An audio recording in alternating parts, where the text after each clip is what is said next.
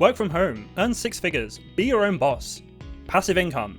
These business opportunities, as they're often called, are rampant on social media, and have been for some time at this point. There's the classics like FBA, fulfilled by Amazon, day trading courses, multi-level marketing like Herbalife, Amway, and Monet, and even courses on running laundromats or vending machine businesses. People want flexible sources of income that fit around their lives, allowing them to work from home, which has become hugely in demand, and maybe look after their kids when they need to. They also want jobs that pay better, ones that allow them to support their family, buy the things they want, even just little luxuries, and maybe pay for their kids to go to college. Basically, the life they dream of, which often isn't unreasonable. Entering this long tradition of selling people dreams is Master Resell, or resale, rights, MRR. You buy the course, take the course, then sell the course because you have the right to resell it. These courses are most commonly in digital marketing, so, in theory, you use those learnings to sell the course, and those learnings are transferable to other things. So, in theory, you can build a career from it without even selling the course yourself. But there's major problems with the courses in the business model, which begs the question, why aren't platforms doing more to clamp down on them?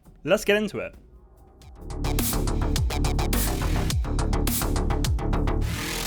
The earliest reference to Master Resell rights I could find was in 2009 on a digital marketing forum called Warrior Forum, where someone asked for an explanation of the concept. There was another post on the same forum a couple of years later asking who coined the term, to which someone replied that they first heard it from someone called Bill Myers. Bill Myers created many different online courses or products over his long career, across a variety of topics, mainly focusing on software, including ones on how to license and sell those products. It's honestly impressive how many courses/products he made, although I can't attest to the quality of them. Bill ultimately retired in 2020 and doesn't have involvement in the form MRR has taken today, which aggressively markets on social media. There is a company called Master Resell Rights, and it brands itself as the official one on Instagram, but Master Resell Rights is a concept not exclusive to one company. In this video, I'll be focusing on Michelle O'Neill's Legacy Builder program, as that's the one that I found most commonly advertised on TikTok, but there's loads of other ones out there, like Digital Wealth Academy, and they all seem pretty similar. In theory, these courses can be about anything, although they're most commonly about digital marketing or creating digital products, i.e. making more courses. As both involve direct selling, Master Resell Rights is similar to multi-level marketing, MLMs, but not quite the same thing.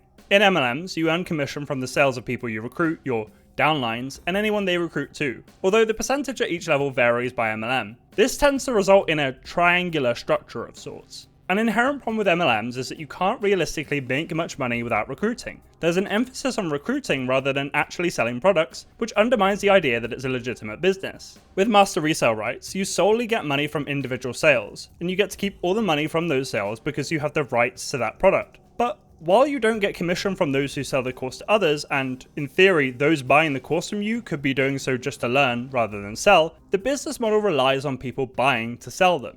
And this is very much how they're marketed on TikTok, which has become a popular place to sell this kind of dream. If you search terms like make money from home, many of the results will be about Master Resell Rights, along with the usual affiliate marketing, surveys, FBA, etc. As most of them are selling Michelle O'Neill's Daily Pay Legacy Builders program, a lot of them have Daily Pay in their account name, and a search for that returns hundreds of them. As is typical of business opportunities of a similar nature, they make very ambitious, unrealistic income claims, and will make endless claims about their own personal success with it. Creators will often tout a $900 a day figure, based off one sale a day, and some will then extrapolate this to 365 days to get $328,000 a year. This is similar to trading gurus who claim you just need returns of 1% a day or less to become rich, which sounds simple but is practically impossible in reality. People selling Master Resell Rights employ the same tactics of making hard things seem very simple. Take Daily Pay with Gab, for example, who claims that assuming you can get 2,440 people to enter their email addresses on your landing page, you just need 1 in 20 people to buy to make six figures, $109,000. Ignoring the fact that it's extremely hard to get 2,400 emails from people who are even remotely interested in buying your product, a 5% conversion rate, 1 in 20 people who submit their email, feels extremely high for a $900 course. The justification for this price tag is that the courses are comprehensive, and this is a point you'll see emphasized over and over in TikTok's advertising them, presenting it as a unique selling point. I'm not spending hundreds of dollars researching this video, but I was able to find the Legacy Builder course outline online, as well as demos of the product on YouTube. There's certainly a lot of content in the course, but looking at the modules available, to call it a comprehensive course on digital marketing seems like an overstatement. Part of this comes down to just how huge digital marketing is as an expertise. A truly exhaustive course would be thousands of hours long. To take a few examples, some major areas that aren't mentioned in any meaningful detail are paid search and display advertising, other than YouTube. By itself, the paid search ads industry, the ones you get on search engines like Google, is worth hundreds of billions of dollars each year, and there's tons of specialist knowledge required to get good at it. While those marketing the course talk at length about its value beyond just selling the course itself, there's a disproportionate focus on organic social and email marketing, two methods that happen to be the most important to reselling the course. As is often pointed out in criticisms of Master Resell rights, much of this information is available on YouTube for free. There are extensive detailed playlists that give an introduction into digital marketing as a whole, but also ones that specialize in specific topics and areas. These aren't amateurishly made either, they often have high production values and point to downloadable resources, much like MRR courses. If you really want to spend some money, there are websites like Udemy that offer digital marketing courses for much cheaper and arguably better made too and updated regularly. I found a course that's normally £55, but it was actually discounted to £15 at the time of making this video, as many Udemy courses often are. It includes 65 hours of content and even has weekly webinars, which MRR salespeople like to tout as unique to the courses they resell, and covers off important areas like Google Analytics not included in MRR. There's even a 30-day money-back guarantee. And this is just an example, by the way. There are lots of similar courses on Udemy and similar course providers. And if you really want the downloadable assets provided as part of the Master Resell rights courses, the ones that all use the exact same aesthetic, you can get them on Etsy for about $10. I don't know what it is about this specific aesthetic, but they all seem to use it. Much like MLMs, the argument made is that this is a better quality product than cheaper alternatives, and that's why it costs so much more. But it just doesn't justify the price tag by itself, because really, it's not the product that's their priority. It's the business opportunity. And as is characteristic of this kind of opportunity, the marketing often drastically overstates its ease, to the point that some even call it passive income, money earned from sources other than a traditional job, requiring little time or effort. Passive income is a phrase that gets thrown around a lot, often to sell business opportunities and the associated expensive courses and mentoring/coaching that aren't actually passive at all. Vending machine companies and running laundrettes have even been called passive income. People trying to sell you Master Resell rights will talk about how you can set up a fully automated sales funnel with a landing page and automatic emails to people who enter their email addresses. And that is true. If you put in your email address, you will get emails. A lot of them, even though they tell you they won't spam you. These emails aren't compelling either, they're just plain text and a lot of them use the same template, maybe with different words in bold. Of course, the natural response to this is that these people aren't taking the learnings from the course, so it's their fault that their emails suck. This is true to an extent, but as anyone who's worked in email marketing will tell you, it's extremely difficult to get people to even open emails, let alone properly read them. And that's with dedicated, experienced teams who produce well-formatted, engaging emails that are often trying to get people to part with much less than $900. The idea that people can get others to part with hundreds of dollars easily, even after taking a basic digital marketing course, is respectfully delusional. The counterpoint to this is that these courses also teach you how to make your own digital products, which often means making your own courses. But going down this route also presents challenges, mainly that you need extensive specialist knowledge in a specific area, and you're likely competing against people who had the same idea as you. It seems that most of the digital products people end up making are just about digital marketing. Some people who have taken the course, such as MJ Evans 828, talk about how the only success they've seen has been from people selling courses on making courses.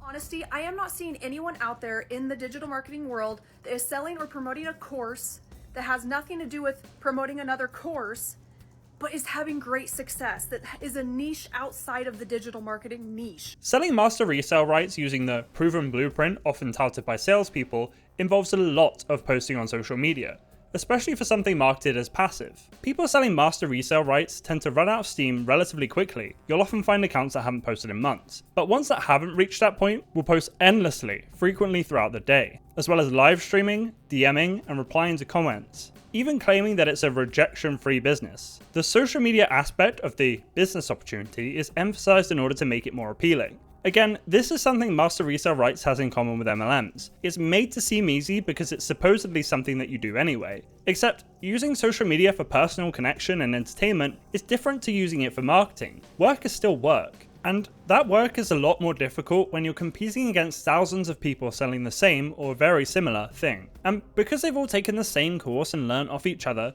they all sell the courses in the same way. There's a lot of repetition in the account names with the same easily debunked selling points and style of content. Potential customers are directed to the links in their bios and are greeted with very similar and identical landing pages, presumably not wanting to stray far from the proven template. In all the accounts I looked at, the main emphasis was on the financial benefit of selling the course and how great the course is to help sell the course. There's never any indication of sincere interest in digital marketing either, such as the latest developments in the industry. These accounts exist purely for the purpose of selling the course, a difficult task in a sea of near identical accounts. And if you struggle, well, you just need to work harder. It can't possibly be the product itself, yet another way MRR has parallels with MLMs, which insists that it's always the salesperson's fault if they're not working hard enough, while simultaneously marketing it as an easy, passive source of income. A core reason why anyone has success with MRR is that it relies on the ignorance of people being sold to, the same as other business opportunities marketed in a similar way, but even more so, it relies on their desperation or just a desire for a better life for themselves or their family. While the state of economies and living standards vary over time, many people find themselves stuck in jobs where they're overworked and underpaid. The pandemic also heightened interest in remote work, which people have either since had taken away from them or never been able to experience at all due to the nature of their jobs. Remote work, or work from home, are popular searches on TikTok, with lots of business opportunities catered to it. MLM has long used this as part of its appeal. Looking at Google Trends, interest in remote work and work from home is much higher than pre-pandemic and is still growing in popularity in the UK. For parents, the appeal of this is obvious, allowing for flexibility around childcare, which can be hugely expensive in many countries. This has led to mum shaming being endemic in MLMs, with mums being shamed into joining through the implication that they're not as available to their kids as they should be. Ultimately though, short of winning the lottery, a flexible, high-paying job is a dream for many, if not most, people. But Master Resell rights just isn't that. A clever tactic that creators use to bury legitimate criticism is by making their own videos where the hook implies that it is a scam, only to debunk the criticisms. So what's social media platforms' role in this? Pretty much every large platform has banned scams. They're normally illegal after all, but enforcement and interpretation varies a lot. And really, what constitutes a scam? Is it something you definitely won't make money on, or just something you're highly unlikely to? I couldn't find any policies around master resale rights for any platforms, but I think policies around MLMs are a useful reference point. For Instagram, it's unclear what their policy is. While their help page on avoiding scams on Instagram warns people of quick and easy investment schemes and cash flipping scams, as well as Ponzi schemes or get-rich-quick schemes, it doesn't get too far into specifics. People on Reddit have claimed that technically they're not allowed, but a quick look through Instagram finds that there are MLMs with corporate accounts. And while sellers may not be too obvious about the MLM they're selling, many are aware of the stigma MLMs have and so avoid mentioning until later in the pitch, they are very clearly recruiting for MLMs. TikTok, however, took the decision to ban MLMs in 2020 and was possibly the first major platform to do so. They can still be found, but in a much more low-key capacity. It's highly unlikely that you'll make money in MLMs. Income disclosure statements prove this. Income disclosures are voluntary reports that show the amount earned by sellers at each rank, and often show the vast majority of sellers making well under minimum wage when considering the amount of time they put into it. This one from Onate shows that over 90% of its partners make an average of $114 a month. And given this doesn't factor in expenses, many even make a loss. These reports have even been criticized for being more generous than they actually are. At the same time though, some people do actually make money on MLMs, especially if they get in early, before the company reaches market saturation, i.e. it recruits everyone who is realistically likely to join. Master Resell rights doesn't have income disclosures like MLMs, mainly because participants aren't tied so strongly to the company, but it's equally, maybe more, difficult to make a profit. Why TikTok hasn't cracked down on master resale rights the same way it has MLMs isn't clear. Currently, a warning just shows about making informed financial decisions, which doesn't count for much. Before you go spending hundreds of dollars on a digital marketing course because you've been told it can make you rich, I'd recommend trying out some of the free or much cheaper courses online. There's months worth of information in them, and you'll get a feel for whether digital marketing is actually something you're passionate about. This video probably comes off as very critical of those who sell master resale rights, but while they're adults responsible for their own decisions, they're also people just trying to make a living, and may sincerely believe that what they're selling represents good value. But the dream being sold, passive income, low risk, high return, flexible hours, work from home, no experience required, isn't real, and it isn't legitimate.